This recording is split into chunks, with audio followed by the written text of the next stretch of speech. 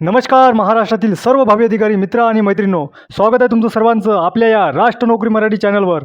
मित्रांनो, भूगोल ही सिरीज आपली 8वी सिरीज सुरू आहे. त्यामध्ये MPSC कंबाईन ग्रुप बी आणि सी यामध्ये आपण आजच्या लेक्चर हा महाराष्ट्रातील मृदा या संबंधित पाहत आहोत. तरी व्हिडिओ तुम्ही शेवटपर्यंत बघत राहा, अत्यंत महत्त्वाचा टॉपिक होणार आहे.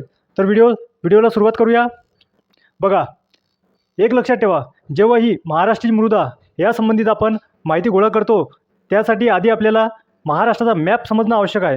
जसं की आता तुमच्या स्क्रीनवर महाराष्ट्राचा मॅप शो होत आहे. तर एक लक्षात ठेवा, मृदा हा प्रकार कसा आहे आणि त्याला मॅपच्याद्वारे आपण कशा प्रकारे चांगल्या तरीकेने समजून घेऊ शकतो. बघा मित्रांनो, एक टॉपिक राहते जो पाठांतरचा आणि एक टॉपिक राहते तो म्हणजे समजून घेण्याचा. आणि हा जो टॉपिक आहे जस्ट आता, तर हा टॉपिक आहे फक्त आणि फक्त समजून घेण्याचा. त्या बेसिकवरच आपण मार्क्स मिळवू शकतो परीक्षेमध्ये. बघा, यामध्ये आपल्याला मॅप दिलेला आहे आणि आतमध्ये एक रेड कलरची लाईन शो झालेली आहे. तर हा नेटका समजून घ्या आणि याचं एक्सप्लेन आपण खाली बघूया. बघा, सर्वात आधी महाराष्ट्राची मृदा या टॉपिकमध्ये आपण समजून घेऊया. काळी मृदा तिलाच रेगूर मृदा, लावा मृदा, लावाची मृदा किंवा कापसाची काळी मृदा या देखील नावाने ओळखले जाते. सोबतच एक लक्षात ठेवा, दक्खन पठारावर सर्वात जास्त प्रदेश व्यापला आहे. आता बघा, ही लाईन का बरं महत्त्वाची आहे आणि सोबत या लाईनसाठी मॅपचं कसं काय संबंध लागू शकते ते बघा.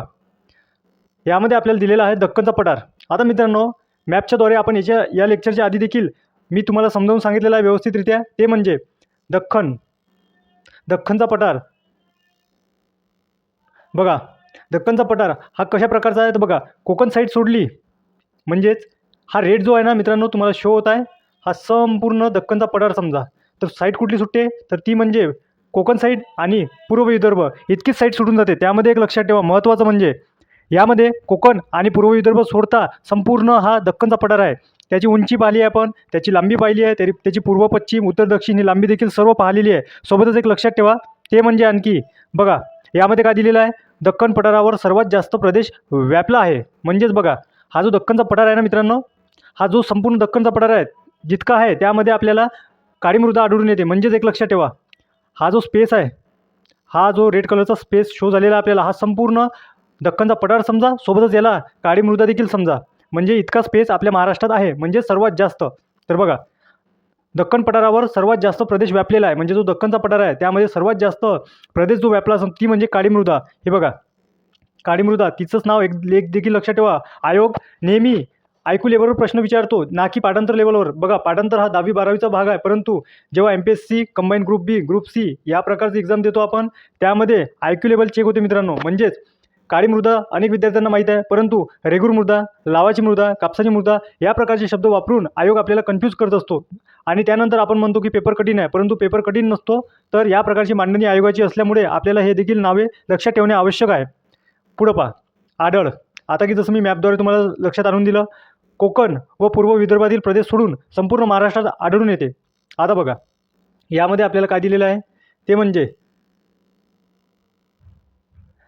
जसं की आपण या मॅपद्वारे आपण लक्षात ठेवू शकतो, हा रेड कलरचा जो आहे तो संपूर्ण दक्खनचा पठार आहे. आणि या दक्खनच्या पठारावर आपल्याला काय दिसून येते तर ते म्हणजे काळी मृदा. आणि एक लक्षात ठेवा, मग जो हा स्पेस सुटलेला आहे पूर्व विदर्भ आणि कोकण, तर मित्रांनो या साईडला काळी मृदा आढळून येत नाही, हे देखील लक्षात ठेवा. बघा, आयोग तुम्हाला कशा प्रकारचा प्रश्न विचारेल तर अगर आयोग ॲडव्हान्स लेवलवर प्रश्न विचारला तर एक लक्षात ठेवा, आयोग तुम्हाला जिल्हे देणार. त्यामध्ये दक्खनच्या पठारात जे येणारे जिल्हे आहे, मराठवाडा, खानदेश, पश्चिम महाराष्ट्र या प्रकारचे, सोबतच तुम्हाला एक तर कोकण किंवा पूर्व विदर्भ यामधले जिल्हे देणार, असं कन्फ्युजन करून. तर एक लक्षात ठेवा, तुमच्या लक्षात आलं पाहिजे, पूर्व विदर्भ यामधले जिल्हे सोडून, त्यानंतर कोकणमधले जिल्हे सोडून बाकी इतर सर्व हे काळी मृदा म्हणजे दक्खनचा पठाराचा भाग होतो. तर बघा, काय आहे, आढळ आपण पाहिला, जो की आपल्या लक्षात आलं कोकण आणि पूर्व विदर्भ इतकाच सोडून बाकी संपूर्ण महाराष्ट्रात. आणि निर्मिती कशामुळे झाली आहे तर बघा, बेसाल्ट खडकाचे अपक्षयन होऊन निर्माण झालेले आहे. हे तर लाईन ॲज इट इज तुम्ही बरेचदा ऐकली असेल. बघा, आता याची वैशिष्ट्य आयोग मित्रांनो याद्वारे प्रश्न विचारतो. एक लक्षात ठेवा, आता तो वेळ निघून गेलेली आहे सिंपल प्रश्न विचारण्याची, की बाबा दक्खनचा पठार याची पार्श्वभूमी काय आहे, काळी मृदा हा शब्द वापरण्याचा हा वेळ निघून गेलेली आहे, काळी मृदा वगैरे. आता ॲडव्हान्स लेवल चालू झाली आहे, जे की रेगूर, लावा, कापसाची या प्रकारचे. आणि त्यामध्ये काठिण्य पातळी वाढवण्यासाठी बघा वैशिष्ट्य, यामध्ये आयोगाने याआधी वैशिष्ट्य विचारलेले आहे. मल्टीलायनरमध्ये प्रश्न टाईप केला जातो. बघा, ओलावा टिकून ठेवण्याची क्षमता अधिक असते.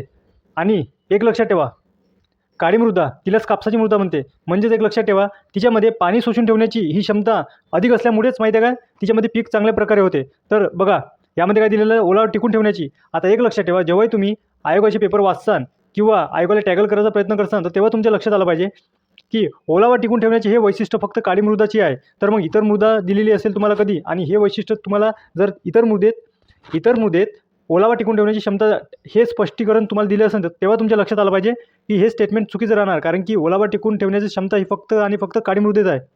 बघा त्यानंतर काळा रंग, हे महत्त्वाचं आहे. काळा रंग आयोग इथपर्यंत जाणारच आहे मित्रांनो एक दिवस. बघा त्यामुळे आपण त्याची आधीच तयारी केली पाहिजे. टिटॅनिफेरस, मॅग्नेटाईट यामुळे त्या मृदेला काळा रंग प्राप्त होतो. सोबतच एक लक्षात ठेवा, नायट्रोजन फॉस्फरस प्रमाण कमी असते. बघा आयोग या प्रकारचे प्रश्न विचारण्यात इंटरेस्टेड आहे आता मित्रांनो. म्हणजेच नायट्रोजन फॉस्फरस यांचे प्रमाण कमी तुम्हाला काय देणार तर वाढून देणार, म्हणजेच प्रमाण जास्त असणार अशा प्रकारचा मल्टी लायनरमध्ये तो तुम्हाला प्रश्न विचारणार. तर तुम्ही यासाठी हे एकदम डीपमध्ये लक्षात ठेवा जेणेकरून तुमचा प्रश्न चुकणार नाही. सोबतच पुढची मृदा बघूया आपण, ते म्हणजे जांभी मृदा. जांबा मृदा बघा आता यामध्ये एक लक्षात ठेवा, या मृदेला आणखी दुसरं नाव काय आहे तर लॅटराईट. लॅटराईट हे नाव लक्षात ठेवा जेणेकरून आयोग जांभी मृदा न वापरता लॅटराईटसुद्धा वापरू शकते. बघा या मृदेचा आता पहा तुम्ही पाठांतर आणि समजून घेण्यात यात फरक काय आहे तर हे तुम्हाला मी जस्ट सेकंडमध्ये समजावतो. बघा यामध्ये यांचे वैशिष्ट्य दिले आहे, ते म्हणजे जसं ओलावा टिकून ठेवण्याची क्षमता ही फक्त काळ्या मृदेत आहे तर जांभी मृदेत आणि इतर मृदेत असणार काय तर नाही. दुसरी गोष्ट, जर का काळी मृदा ही महाराष्ट्र पठारामध्ये आढळून येते तर इतर मृदा तिथं आढळणार काय नाही. तर बघा या मृदेचा आढळ म्हणजे जांभी मृदेचा आढळ कोकण आणि पूर्व विदर्भात. बघा म्हणजेच एक लक्षात ठेवा, बघा आपण मॅपद्वारे पुन्हा समजून घेऊया. जिथे काळी मृदा आहे, हा रेड कलरचा जो झोन आहे, जिथे इथे काळी मृदा आहे तर जो ग्रीन कलरचा या ब्लू कलरचा जो झोन आहे तिथे जांभी मृदा आहे. म्हणजे एक लक्षात ठेवा, काळी मृदा ही महाराष्ट्र पठारात आहे तर जांभी मृदा ही कोकण साईड मित्रांनो आणि पूर्व विदर्भ इथे आहे. हे देखील सोबत लक्षात राहू द्या. आणि सोबतच आपण अभ्यास करत असताना तार्किकदृष्ट्या अभ्यास कसा करावा हे देखील लक्षात ठेवा. जसं म्हणजे बघा तुम्ही कंपॅरिझन करू शकता. कसं तर बघा काळी मृदा आणि जांभी मृदा या प्रकारे. बघा ही कुठे आढळून येते तर बघा ही दख्खनच्या पठारामध्ये आढळून येते. तर राहिलेला स्पेस जो आहे म्हणजेच तो स्पेस हा वाला, याला काय म्हणू आपण तर पूर्व विदर्भ आणि हे कोकण. तर एक लक्षात ठेवा, कोकण आणि पूर्व विदर्भामध्ये आढळणार नाही काळी मृदा, म्हणजे मग इथे आढळणार नाही तर मग इथे कोणती आढळणार तर जांभी मृदा. एक लक्षात ठेवा, अशा प्रकारचं कंपॅरिझन करा. त्यानंतर काळी मृदा यामध्ये काय आहे तर ओलावा टिकून ठेवण्याची क्षमता आहे. जर या मृदेत ओलावा टिकून ठेवण्याची क्षमता आहे तर या बाजूची मृदा जी आहे जे म्हणजे जांभी मृदा हिच्यामध्ये ते क्षमता असणार काय तर नाही. या प्रकारचं कंपॅरिझन करून तुम्ही नीटनेटकं आठवण लक्षात ठेवू शकता. बघा त्यानंतरचा पॉईंट काय आहे, गडचिरोलीचा पूर्व भाग. आता एक लक्षात ठेवा, गडचिरोलीचा पूर्व भाग या भागामध्ये देखील आढळते काय तर ती म्हणजे जांभी मृदा. सोबतच एक लक्षात ठेवा, कोकण तर आहेच आहे, सोबतच गडचिरोलीचा पूर्व भाग म्हणजेच आपण पूर्व विदर्भ पकडला ना तर त्यामध्ये गडचिरोली देखील येते. तरी हे लक्षात ठेवून द्या. त्यानंतर बघा यामध्ये विशेष काय आहे तर पोटॅश, त्यानंतर फॉस्फरस व चुना इत्यादी घटक द्रव्य कमी असते. म्हणजेच एक लक्षात ठेवा, यामध्ये आपल्याला स्पष्ट दिलेलं आहे की बघा चुना म्हणजे चुनखडी आपण ज्याला म्हणतो ते, पोटॅश त्यानंतर फॉस्फरस यांचे प्रमाण कमी असते. आणि दुसरी गोष्ट सेंद्रिय द्रव्य कमी असते, हे देखील लक्षात ठेवा. त्यानंतर सोबतच लक्षात ठेवा लोह, मॅग्नेशियम ऑक्साईड त्यानंतर ॲल्युमिनियम प्रमाण अधिक असते. एक लक्षात ठेवा, हे जे आहे ना ॲल्युमिनियम हे तुम्हाला मी 2 मिनिटात एक्सप्लेनही करतो. बघा जांभी मृदा हे जे कोकण साईड आहे मित्रांनो, कोकण किनारपट्टी यामध्ये जांभी मृदा असते. पाणी साठवून ठेवण्याची क्षमता हिची कमी असते. तशीच उत्पादन म्हणजेच पिकाचे उत्पादन घेण्यासाठी असमर्थ असते ही मृदा. सोबतच एक लक्षात ठेवा, या मृदेची विशेष म्हणजे फळं पिकवण्यासाठी ही अत्यंत महत्त्वाची असते. सोबतच लक्षात ठेवा बॉक्साईड म्हणजेच इथे बॉक्साईडचे प्रमाण सर्वाधिक असते. आणि एक लक्षात ठेवा, जसं आपण महाराष्ट्राचा मॅप पाहतो ना तर तेव्हा लक्षात ठेवा बॉक्साईडचे प्रमाण फक्त आणि फक्त कोकण साईडलाच सापडते. ते म्हणजे कसं तुम्हाला मॅपद्वारे समजावून देतो. बघा हे जे कोकण आहे ज्यामध्ये जांभी मृदा आढळते त्यामध्येच जिथे जांभी मृदा आहे तिथेच आपल्याला काय आढळून येते तर बॉक्साईड. आणि बॉक्साईडमुळे काय निर्माण होतो किंवा बॉक्साईडचा मुख्य उपयोग कशामध्ये होतो तर ते म्हणजे ॲल्युमिनियम. तर मग बघा लाईन कशी काय ते एकामेकाला चिटकून आहे किंवा एकामेकाशी संबंधित आहे. बघा ॲल्युमिनियमचे प्रमाण अधिक असते म्हणजेच काय आहे बॉक्साईडचे प्रमाण सर्वाधिक असते, हे लक्षात ठेवा. त्यानंतर शेवटची मृदा काय आपली तांबडी मृदा. एक लक्षात ठेवा तांबडी मृदा. आता बघा निर्मिती कशी आहे तर बघा अतिप्राचीन रूपांतरित स्फटिकीय खडकापासून. आता बघा त्यानंतर मग आपण दुसरी लाईन काय बघू शकतो तिचा आढळ. आता आपण काय पाहिलेलं आहे बघा त्यामध्ये एक मस्त जर तुम्ही मॅप समजून घेसाल तर तुमचा येणारा प्रश्न हा चांगल्या रीतीने आणि योग्य रीतीने निघणार आहे. बघा, हा जर उलटा त्रिकोण मॅप अगर आपण समजला की महाराष्ट्र, तर बघा हा जो मी ब्लू कलरनं शो करतो ही काय झाली काळी मृदा, ठीक आहे.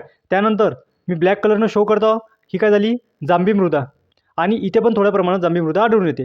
त्यानंतर एक लक्षात ठेवा, त्यानंतर ते म्हणजे फक्त आणि फक्त इथे हा जो झोन आहे यामध्ये आपल्याला कुठली मृदा आढळून येणार, तर ती म्हणजे तांबडी मृदा.